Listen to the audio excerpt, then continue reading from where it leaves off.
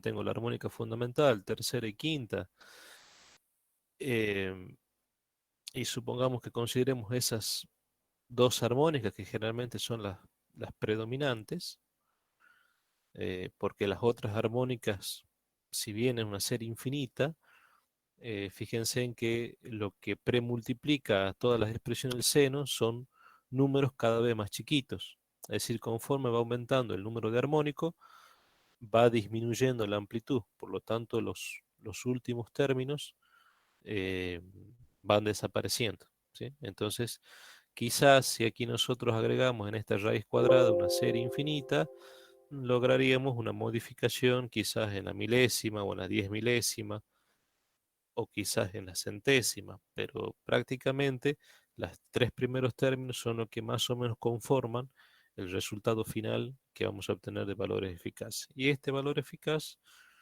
eh, por ejemplo, lo podríamos medir con un instrumento TrueRMS si fuese un instrumento digital, o lo podríamos medir con un instrumento electrodinámico, o con un instrumento de hierro móvil, o con, en fin, cualquier instrumento que me permita medir valores eficaces. Posteriormente, determinamos el error absoluto a partir del conocimiento de clase y alcance, que son datos del instrumento. Determinamos luego el error relativo, fíjense en que son aplicaciones directas de las expresiones que vimos en teoría, y determinamos un error relativo porcentual. Eso es un poquito lo que habíamos visto en la clase pasada, muy explicado así superficialmente. La clase pasada lo dimos con más detalle.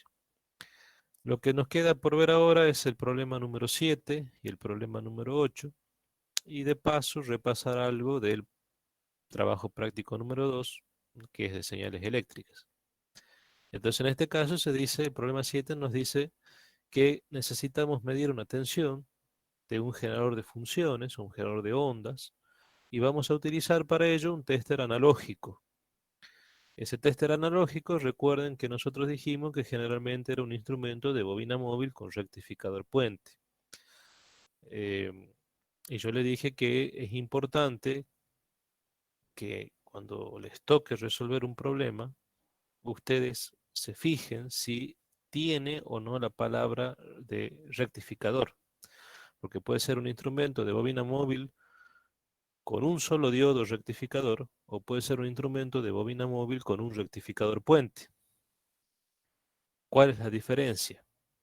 Básicamente, al tener un puente rectificador o un rectificador o un solo diodo rectificador, ese instrumento está habilitado para poder medir señales tanto alternas como continuas, porque si tengo una señal alterna y tiene un solo diodo el instrumento, elimina este semiciclo negativo que está aquí rayado, y si tiene un puente rectificador, hace lo que está acá con líneas punteadas hacia arriba, invierte el semiciclo negativo y lo hace positivo. Entonces, es como si ese instrumento midiese una señal continua, porque en un caso o elimina la señal y me queda solamente el semiciclo positivo, que luego se repite, o bien da vuelta a la señal, ¿sí?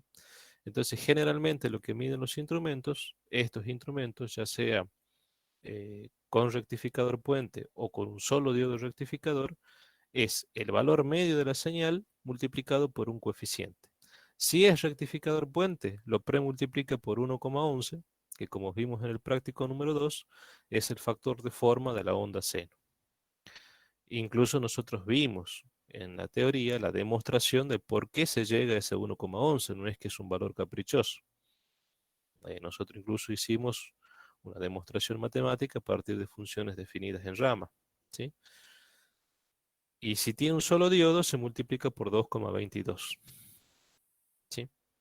Entonces la lectura del instrumento será 1,11 B medio o 2,22 B medio. Como en este caso me aclara entre paréntesis que se trata de un instrumento con rectificador puente, entonces lo que va a premultiplicar al valor medio es el factor de forma de la onda de seno, que es 1,11. Entonces, sabiendo eso de antemano, yo lo que tengo que hacer es simplemente sacar el valor medio de la señal. No me hace falta determinar los valores eficaces. Como ustedes verán en el sector derecho de la pantalla, yo le he determinado el valor eficaz Lo mismo hago en el apartado B, a los solos efectos de que repasemos un poquito cómo se sacaban los valores eficaces, no porque sea necesario para la determinación de la lectura del instrumento, porque básicamente para eso necesito solamente el valor medio. Fíjense en un detalle que también me dice que ese equipo me genera una onda de tensión a una frecuencia de 1 kilociclo, es decir, 1000 Hz. La frecuencia, en este caso, tampoco no interviene, porque independientemente del valor de la frecuencia, el periodo t igual a 1 sobre f. O sea, no me interesa el valor de la frecuencia. A los fines de contestar la pregunta A, no me interesa la frecuencia. Que acá me hubiese dicho genera una tensión eh, con la misma tensión y con otra frecuencia, no sé, la mitad, 500 ciclos por segundo, 250 o 100 o 50, a los fines del valor medio no cambia. Lo que sí importa es el valor de pico de la señal, que en este caso, o valor de pico, o valor máximo, o valor de cresta, que en este caso me fija en 50 voltios. Entonces, ¿cómo procedo? Yo le dije que si la señal es alterna y además de ser alterna, las áreas del semiciclo positivo y del semiciclo negativo son iguales y de signo contrario, si yo evalúo de 0 a t y hago una sumatoria de área, el área neta es 0, porque el área positiva es igual al área negativa. Cuando sumo, cuando integro, cuando evalúo de 0 a t, una área se resta con la otra, entonces me da como resultado 0. Entonces el valor medio es 0. ¿Cómo, eh, pero las señales alternas tienen valores medios. Entonces, ¿cómo se hace o cómo se procede? Básicamente evaluando o analizando de 0 a t sobre 2. Y si yo aplico ese concepto o ese criterio aquí a este problema, yo diré que habrá un valor medio, que no sé por dónde pasará, hacia el medio, más arriba, más abajo, no sé por dónde pasará, pero ese valor medio por t sobre 2 básicamente va a ser el área conformada aquí en blanco que estoy señalando, que va a ser valor b máximo 50 o sea, altura 50, esto, por base t sobre 2, el área de un rectángulo. O sea, cuando las señales eran del tipo cuadrada, no tengo ningún problema para determinar el valor medio a partir del método gráfico o ese criterio de igualdad de áreas que se aplica en estos tipos de señales. Y determino el valor medio igual a 50 voltios. Ese valor medio lo multiplico por 1,11 y la lectura de mi instrumento entonces será 55,5 voltios. Ahora, no me piden ni me hace falta para el problema, pero a los fines simplemente de repasar un poquito. Si me pidiesen el valor eficaz, es lo mismo. Eh, Al ser este tipo de señal alterna rectangular, puedo aplicar el método gráfico. Entonces acá diré 50 al cuadrado y pondré valor eficaz al cuadrado. ¿Sí? Que no sé por dónde pasará. Por t sobre 2 me da el área positiva, es igual a la base t sobre 2 por la altura b máximo al cuadrado, que es 2500. 50 al cuadrado, 2500. Simplifico los t sobre 2 y me queda que el valor eficaz es de 50 voltios. ¿Sí? ¿Me hace falta para el cálculo? No. ¿Qué es lo que me hace falta? Solamente B medio. Si en un examen parcial tuviesen un caso así, este cálculo no es necesario que lo haga. Lo que sí puede pasar es que yo le diga, bueno, aparece una em, tensión de offset, que a esto me lo desplazo un poco más hacia arriba, un poco más hacia abajo. Entonces la señal sigue siendo alterna porque tengo los dos semiciclos positivos y negativos, pero las áreas son distintas. Entonces ahí cambia un poco, se complica más el cálculo, porque yo ahí ya tengo un área neta resultante. Si evalúo de 0 a t, tengo un área neta resultante. Ahora, en el caso B, si mi señal fuese alterna pero triangular, de nuevo, si utilizo un instrumento de bobina móvil con rectificador puente, es B medio por 1,11. ¿Qué necesito calcular? B medio. Si la señal tiene estas pendientes, estas rectas con estas pendientes, ¿puedo determinar un valor medio? Sí, puedo determinarlo, sin ningún tipo de problema, a partir del método gráfico. Lo que no puedo determinar, que no me piden, y no me sirve para responder la pregunta, pero lo que sí se complica para la determinación es el valor eficaz porque forzosamente tengo que aplicar definición. Y la definición es un procedimiento matemático un poco más complejo, que da un poco más de trabajo, es un poco más de aplicación de análisis matemático 1 para llegar al valor eficaz.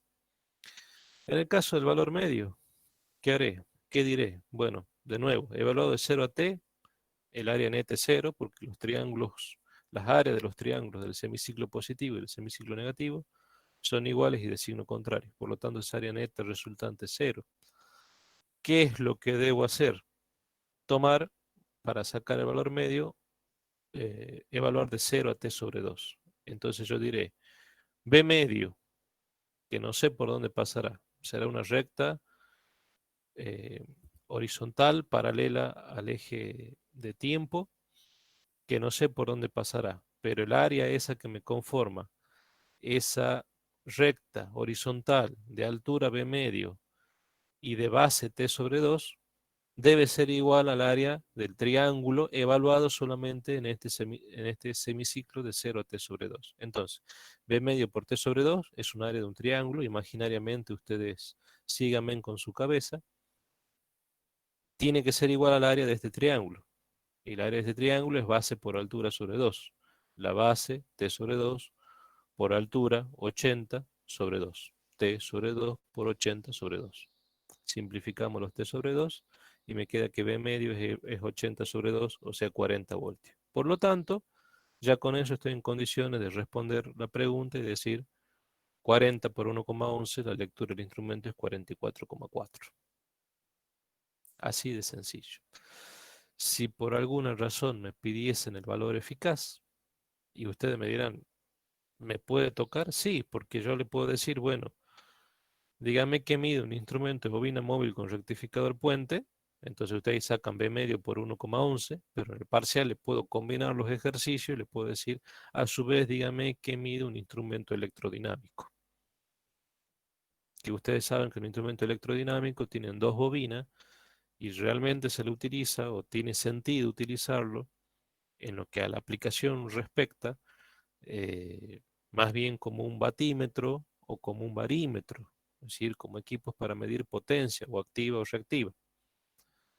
No tiene sentido o no tiene tanto sentido un instrumento que tiene dos bobinas, eh, utilizarlo para medir una tensión o una corriente. Eh, pero no obstante, se lo puede hacer y nosotros vimos que sí se puede hacer. Entonces yo le puedo decir, dado una señal, una onda alterna del tipo triangular, que mide un voltímetro electrodinámico. Y bueno, el voltímetro electrodinámico mide valores eficaces. Entonces, obligadamente, chicos, tienen que aplicar la definición matemática. No pueden aplicar los métodos gráficos, porque cuando ustedes a estas rectas las elevan al cuadrado, ya no tienen esta señal. Entonces debo aplicar este método de integración riguroso matemático, y lo que conviene, lo mismo sería si le pregunto qué mide un instrumento de hierro móvil, o si le combino con un instrumento digital, le pregunto qué mide un instrumento digital True RMS. O sea, estaríamos en la misma situación, mide valor eficaz. O sea, le estoy diciendo, tienen que hacer este cálculo, le guste o no le guste. Que acá yo le decía que en los parciales a veces los chicos me decían como la onda es triangular, y esto nosotros lo vimos en el laboratorio, incluso hicimos un ensayo. Bueno, en realidad en años anteriores lo hacíamos, pero a ustedes les hice ver las fotos y los resultados del ensayo en el trabajo práctico número 2. Incluso está eso en el anexo que yo le envié por el grupo de WhatsApp. Recuerden que era B máximo sobre raíz de 3. Y algunos chicos ponían B máximo 80 sobre raíz de T, 46,24 voltios, y eso es lo que me mide el instrumento, no sé, de hierro móvil o electrodinámico o True RMS. Y está bien. Y evitan hacer todo este paso matemático. Ahora, el que no se acuerda por A o B ese motivo, está nervioso o lo que fuere, que en estos tipos de señales era B máximo sobre raíz de 3, bueno, tiene que aplicar la definición matemática. Pero cuando la aplica, y son señales de estos tipos, que si bien son señales conocidas, pero ya presenta cierta dificultad para resolver, tiene que acordarse dos cosas. Primero que lo que conviene hacer es esto dividirlo en 4, si una señal de este tipo. Es decir, tomar eh, dos triángulos rectángulos, ¿sí? A este semiciclo lo divido en dos, tomo una línea imaginaria que pase por este vértice, la proyecto verticalmente hasta que intercepta la horizontal y me quedan, ustedes sigan con su cabeza, si tiro una horizontal, perdón, una vertical por donde estoy señalando, me quedan dos triángulos, dentro de este mismo triángulo me quedan dos triángulos del tipo rectángulo, ¿sí? Entonces, si yo evalúo de 0 a t, eh, yo lo que tengo que hacer es básicamente recordar que tengo que multiplicar por 4, que es lo mismo decir que es 1 sobre t sobre 4. Se evaluó de aquí a la cuarta parte del periodo, t sobre 4. E integro, en la integral definida, los límites de integración de 0 a t sobre 4.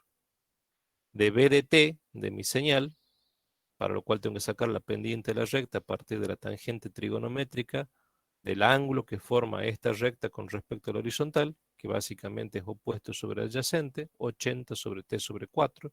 Si el 80 es b máximo, será 4b máximo sobre t. Esa es la pendiente de la recta. Y para que sea una recta que pasa por el origen de coordenada, a la par de la pendiente, que es todo esto, debe aparecer la variable independiente t para que me quede la ecuación de la recta que pasa por el origen 0 en el dominio del tiempo, t. Eso es b de t al cuadrado por diferencial de t, porque de 0 a t sobre 4 vale eso. Pero el área comprendida bajo esta recta de 0 a t sobre 4 es la misma comprendida de t sobre 4 a t sobre 2, de t sobre 2 hasta esta mitad, que vendría a ser 3t sobre 2, y de 3t sobre 2 a t. Son exactamente la misma área. Como son exactamente la misma, por eso aparece este 4. O sea, yo directamente pongo 4, 1 sobre t, estoy diciendo evalúo de 0 a t, a esto lo di vuelta y estoy multiplicando por 4. O bien decir evalúo de 0 a t sobre 4, evalúo de 0 a t sobre 4 y acá pongo 1 sobre t sobre 4. Y ese 4 pasa arriba multiplicando. Son las dos formas que tengo de ver a esto. ¿Sí? ¿Qué es lo más fácil, lo más común? Lo otro sería determinar la ecuación de esta recta que tiene pendiente negativa y a su vez está desplazada t sobre 2. También lo puedo hacer matemáticamente y también tengo que llegar al mismo resultado. Incluso en algunos años lo hacíamos con los dos procedimientos matemáticos, pero no deja de ser matemática. Eh, ya por ahí a veces se pierde a veces el concepto eléctrico al hacer tanta matemática. Pero creo que este es el procedimiento más simple y más sencillo. ¿Se entiende, no? A partir de ahí, simplemente trabajamos matemáticamente. Fíjense en que todo lo trabajo en función de B máximo. No pongo el 80, sino hasta el final. Recién aquí lo pongo el 80. ¿Por qué? Porque como es por los límites de integración y los números, fíjense en que al final me queda 4 cubo, t cubo, entonces me queda fácil para simplificar. Simplemente por eso es que no reemplazo de entrada B máximo por 80. Y dejo hasta el final que me queda solito B máximo. Ahí pongo 80 sobre raíz de 3 y saco el valor. Pero todo esto ya es pasos matemáticos. Esto ya es matemática. Todo esto es matemática. El concepto eléctrico está aquí, en la definición, y que ustedes se den cuenta cómo hacerlo. ¿Cuáles son los errores habituales que hay cuando van a resolver ejercicios de este tipo en los parciales? Que, por ejemplo, integran de 0 a t y en el límite de integración ponen de 0 a t sobre 4. Entonces este 4 no lo ponen. Como no lo ponen este 4, aquí le da un número totalmente distinto. ¿Se entiende? Porque si yo evalúo de 0 a t, es lo mismo que pasaba acá, evalúo de 0 a t, este, las áreas, en este caso, positiva y negativa, al ser al cuadrado, esto negativo se invierte y se hace positivo. Aquí lo mismo, al dar esto al cuadrado, b de t al cuadrado, esto que está rayado negativo, a los fines de determinar valor eficaz, se hace positivo. ¿Sí? Incluso me queda, es como si a los fines de hacer el cálculo me quedase una continua pulsante triangular. Entonces, si evalúo de 0 a t sobre 4, para tomar este triángulo rectángulo y poder sacar la pendiente, que es mucho más fácil hacerlo así, eh, fíjense que me queda dos triángulos, pero a su vez tengo en la parte superior cuatro, dos aquí y dos aquí, cuatro triángulos de 0 a t, cuatro triángulos rectángulos. Entonces, por eso tienen que poner el 4 delante. Si no lo quieren ver así, directamente olvídense de todo y pongan acá de 0 a t sobre 4 y acá pongo la integral de 0 a t sobre 4 y cuando ponga 1 sobre t estoy evaluando solamente este pedacito. 1 sobre t sobre 4 y eso pasa después multiplicando y ya está. Esas son las dos formas por ahí de verlo. No sé cuál de las dos les resultará más cómoda, pero son las dos formas de verlo. El error típico es que a veces este 4 no lo pone y le da cualquier cosa. Entonces por ahí me contestan conceptualmente bien y numéricamente está mal.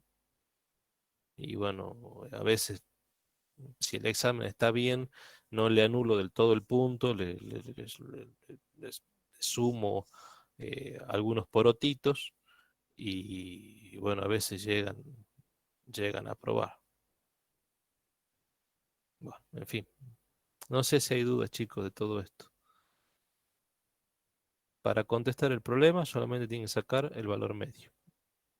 Punto. No importa cómo sea la forma de onda, para sacar el valor medio, o lo hago a partir de la definición o lo hago gráficamente. Yo creo que lo más sencillo es hacerlo gráficamente. En dos renglones tienen el resultado. Y si le pidiese que mide otro instrumento que no mida o que no necesite el valor medio, tienen que sacar los valores eficaces. Y cuando la señal es de este tipo, es decir, con pendientes, eh, forzosamente tienen que utilizar la definición matemática, que es la raíz esta. 1 sobre t, integral entre 0 y t de b de t al cuadrado por diferencial de t y particularizar esa expresión para el tipo de señal que yo le esté dando, continua o alterna. En este caso es una alterna. ¿Se entiende? Jóvenes. Sí, bueno. Bueno. Por último, está el problema número 8. Este, no sé si hay alguien que está escribiendo. A ver. Bien. Bueno, por último, el problema número 8 es un problema que tiene que ver con las famosas resistencias Shunt que nosotros vimos en clase. Leamos el problema. Me dice, tengo un microamperímetro, es decir, aquellos instrumentos que solamente pueden medir corrientes del orden de los microamperes, corrientes muy bajitas. Eh, Me dice que tiene un alcance, es decir, la máxima lectura que yo puedo realizar con ese instrumento son 100 microamperes, que la resistencia interna de ese microamperímetro es 50 ohmios. Hay alguien que ahí una vez me preguntó, este, ¿por qué usted una vez en clase dijo que los amperímetros en general tienen resistencia interna bastante chiquitas? Y en este caso, usted me dice que tiene 50 ohmios y una resistencia interna, no digo que grande, pero considerable. Bueno, porque es particular el problema de este libro, habla de microamperímetro. De hecho, nosotros en el laboratorio no tenemos microamperímetro, tenemos miliamperímetro. Pero cuando se mide corrientes muy pequeñas, ustedes recuerden que la sección está íntimamente emparentada con la corriente que circula. Entonces, cuando se circulan corrientes grandes, caso por ejemplo un instrumento de hierro móvil que admite corrientes de sobrecarga más importantes y que admite corrientes grandes, ustedes tienen instrumentos que miden, no sé, 50, 100, 150 amperes, 200 amperes. Este, Generalmente ustedes lo desarman al equipo, bueno, como yo le hice ver algunas fotos de algunos equipos desarmados que lo tienen en la teoría, son bobinas de poca vuelta, es decir, una longitud acotada y mucha sección. Es decir, es decir, lo analizamos desde el punto de vista de la resistencia eléctrica de esa bobina, es una resistencia eléctrica sumamente baja, sumamente pequeña. Y cuando las corrientes son chiquititas, generalmente son bobinas que tienen muchas vueltas y muy poquita sección, lo cual implica que tiene resistencias elevadas. Como este es un microamperímetro, las secciones es una bobinita, una sección que es de un calibre muy chiquito, muy finito, secciones muy pequeñas, muchas vueltas, y eso hace que la resistencia interna no sea tan despreciable, digamos. ¿Sí?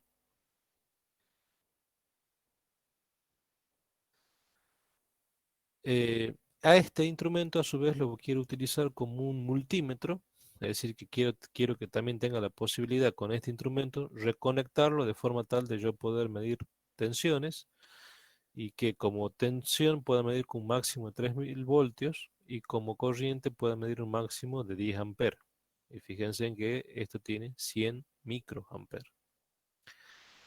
Entonces yo tengo que hacer todo un cálculo a partir de esto. Bueno, así el instrumento como está, si yo quiero medir corrientes, por ejemplo, corriente como máximo de 10 amperes, y con esto no puedo medir, porque si la carga que yo voy a conectar es tal que la corriente que tome sea 8, 9, 10 amperes, fíjense en que la corriente siempre está sujeta a la carga es la que me fija la corriente. Si circula una corriente 9, 10 amperes por una bobinita que como máximo soporta 100 microamperes, obviamente, primero que la aguja, si es un instrumento analógico, sería fondo de escala. Y el golpe hacia fondo de escala sería bastante pronunciado. Y en segundo lugar, que el I cuadrado R, es decir, las pérdidas por efecto Joule, la disipación de potencia, los vatios de potencia que se disipan transformándose en calor en esa bobina, en el interior del instrumento, es tan elevado que me destruye la bobina, lo destruye el equipo. Es decir, el calentamiento sería excesivo, muy pronunciado, en muy corto tiempo, se descalibra el equipo y se destruye el equipo, esa bobina se quema.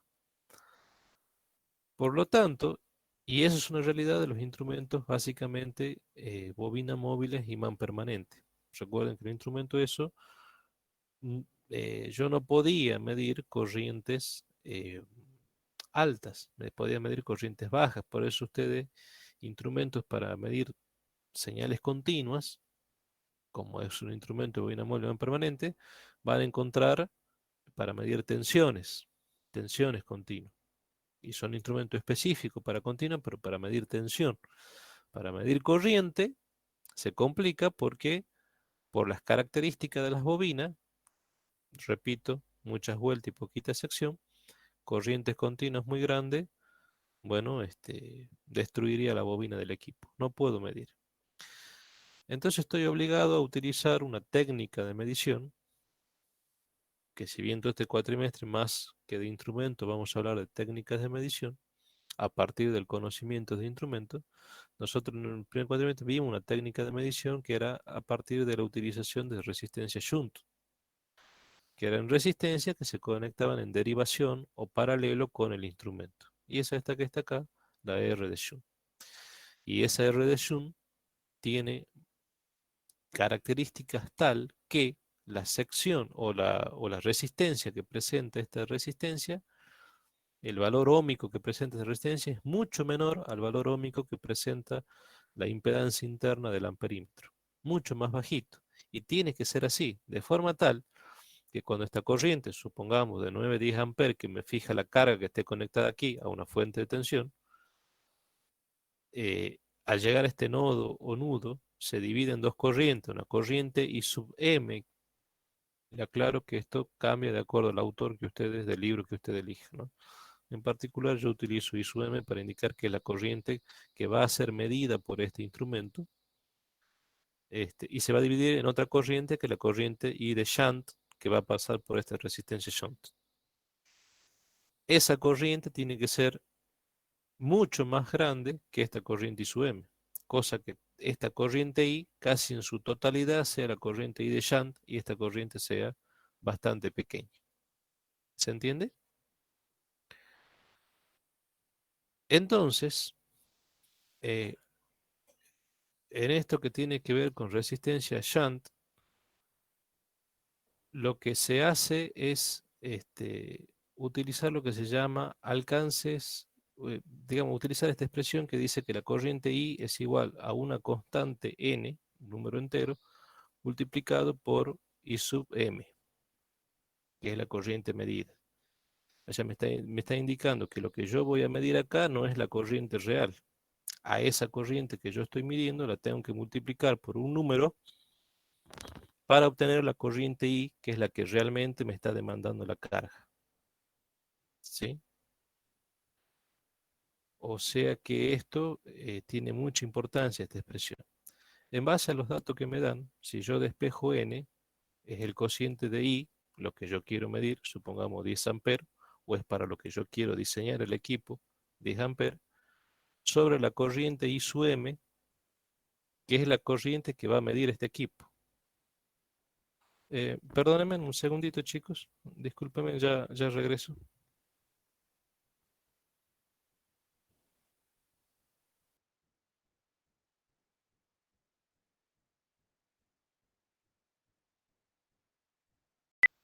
Eh, Continuemos.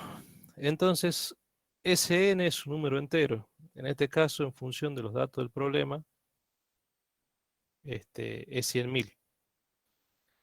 Si recuerdan ustedes en teoría, la resistencia shunt, que esta resistencia que está aquí, se calcula a partir de la expresión 1 sobre n menos 1 R medido, que es la resistencia interna del amperímetro. Entonces, en este caso sería 100.000 menos 1 por el valor de la resistencia interna del instrumento, que es R sub M, que es el equipo que mide o que tolera como máximo estos 100 microamperes que figuran en el problema. Entonces, esa resistencia R de shunt, fíjense en que da 5 por 10 a la menos 4 ohmios, ¿sí? O sea que son corrientes prácticamente del orden, perdón, son resistencias prácticamente del orden de los miliohmios. Entonces, fíjense en el contraste de resistencia entre la resistencia shunt, que es 5 por 10 a la menos 4, con respecto a la resistencia del, del equipo, que en este caso, al ser un microamperímetro, por las características del equipo, estamos hablando de 50 ohmios, ¿sí? Entonces, la pregunta es, del apartado A, calcular la resistencia serie y shunt para los alcances, para, utilizado como voltímetro y utilizado como amperímetro. En el caso de ser utilizado como amperímetro y querer medir como máximo 10 amperes, es decir, medir una corriente que sea coincidente con el alcance, tengo que utilizar una resistencia shunt, fíjense, sumamente bajita, 5 por 10 a la menos 4, ¿sí? Es utilizado como amperímetro. Si yo ahora lo que quiero utilizar con este mismo equipo, es decir, con este mismo microamperímetro, utilizarlo como voltímetro, nosotros vimos en teoría que sí se podía hacer. Porque si bien un voltímetro se conecta en derivación, básicamente por su bobina circula una corriente. Corriente pequeña porque la resistencia interna es importante. Y va en serie con la resistencia adicional.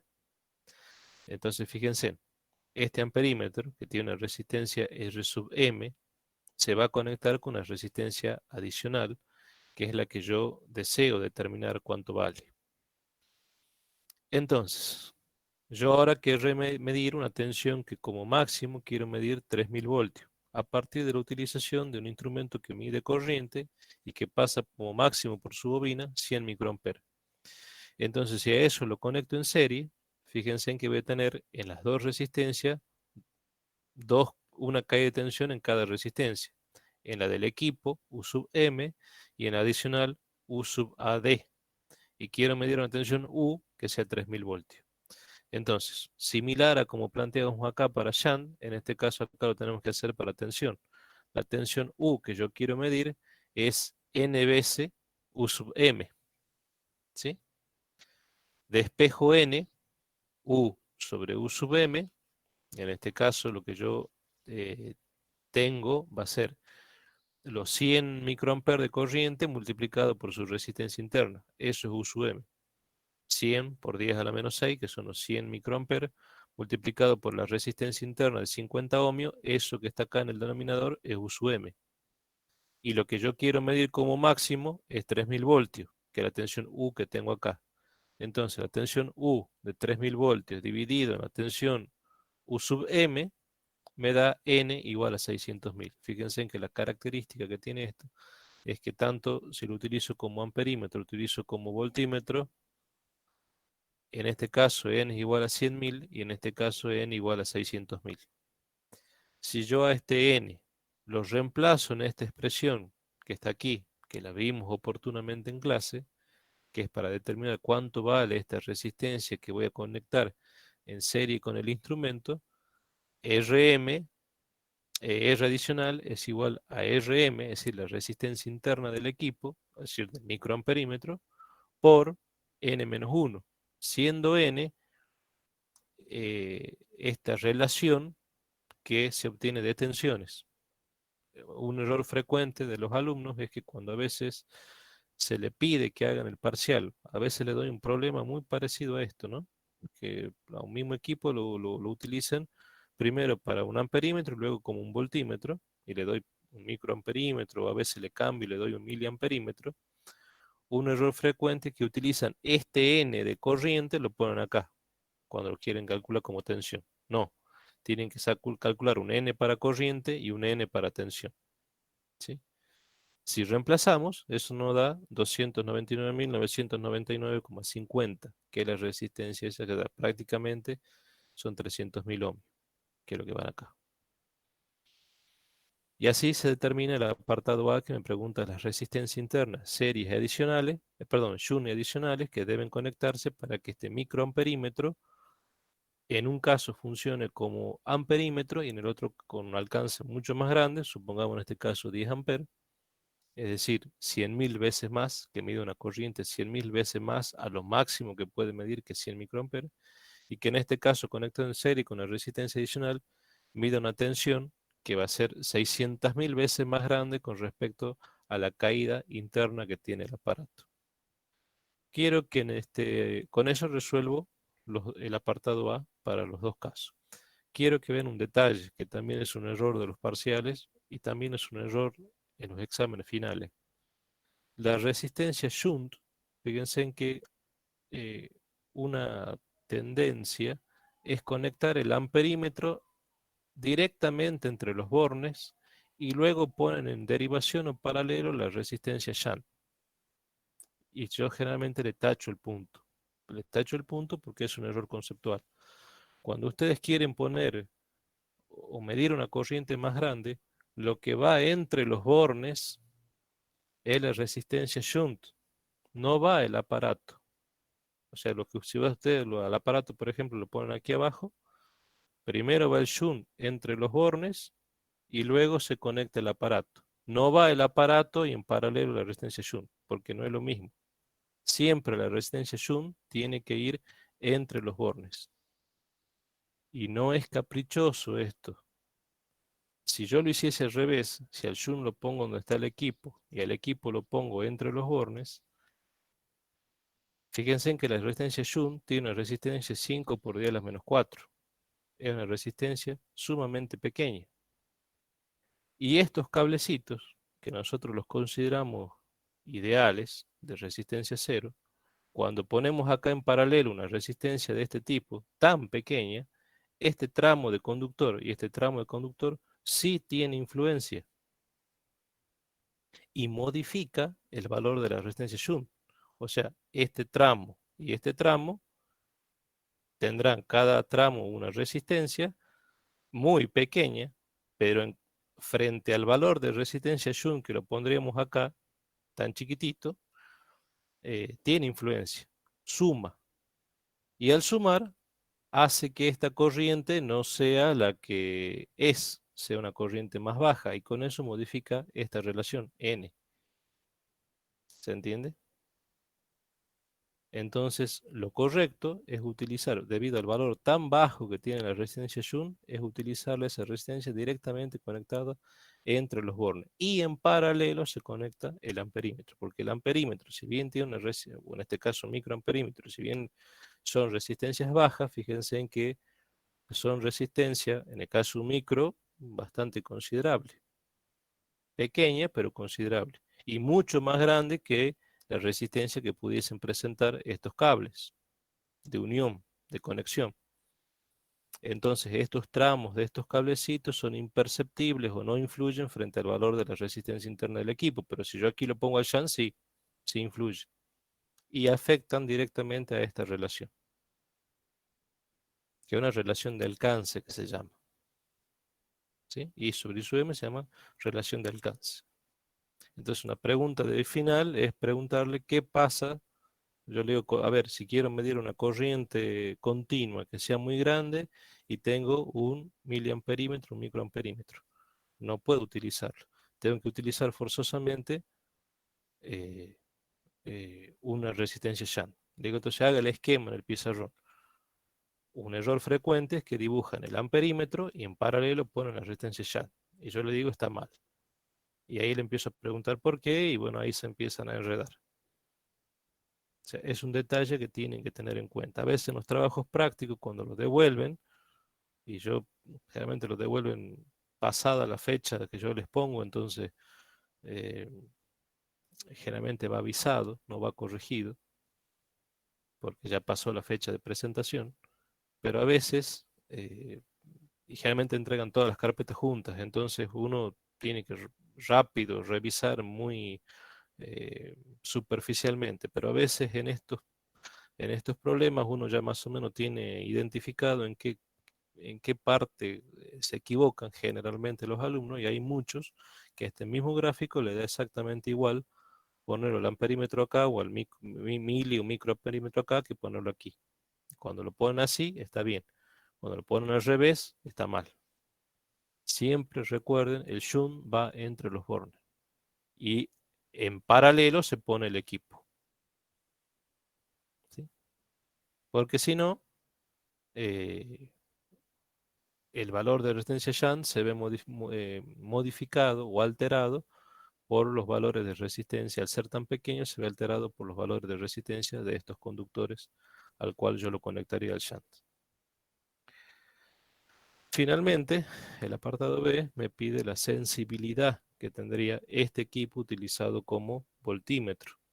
Entonces la sensibilidad sería la resistencia interna sobre el alcance. Ustedes recuerden que habíamos visto en los problemas anteriores una expresión que decía que la resistencia interna era matemáticamente definida como la sensibilidad por el alcance. Bueno, si aquí despejo sensibilidad, me queda esta expresión.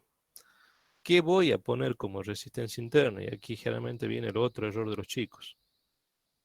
A veces como resistencia interna ponen la resistencia interna que le da de dato el problema, es decir, los 50 ohmios. Y eso no es así, porque ahora este equipo ya deja de ser un microamperímetro. Ya el conjunto pasa a trabajar como un voltímetro y ese conjunto está formado por la resistencia de este equipo, que es el microamperímetro, con la resistencia adicional en serie. O sea que el conjunto tiene como resistencia interna la del equipo más la adicional.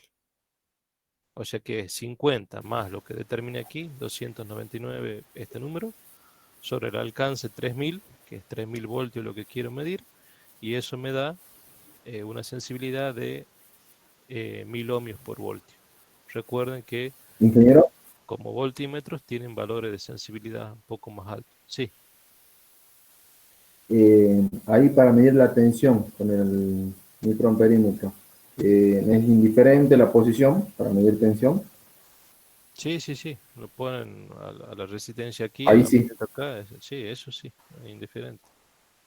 Bien. Eso no afecta, no altera. En el caso del anterior, si quiero medir corrientes más grandes a partir de un equipo que admite como máximo corrientes más bajos, eso no es indiferente. Siempre tienen que recordar que la resistencia shunt van entre los bornes en el cual yo voy a hacer la medición. Entre los bornes va shunt y en derivación va el aparato. Al revés, nunca. porque si no, si lo hacen al revés, están afectando el alcance de la medición, la relación de alcance de medición.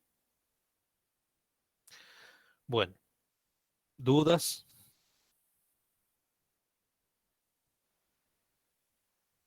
¿Dudas?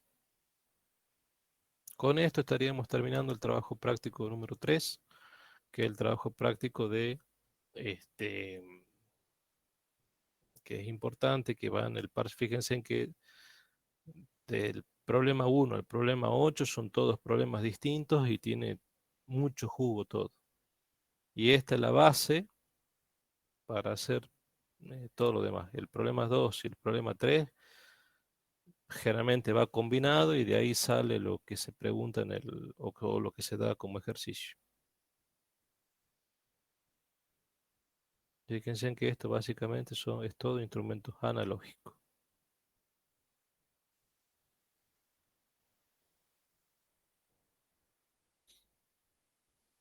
¿No hay dudas? Bueno, dejo de compartir pantalla. Si no hay dudas, chicos, bueno, estamos finalizando la clase de hoy. El día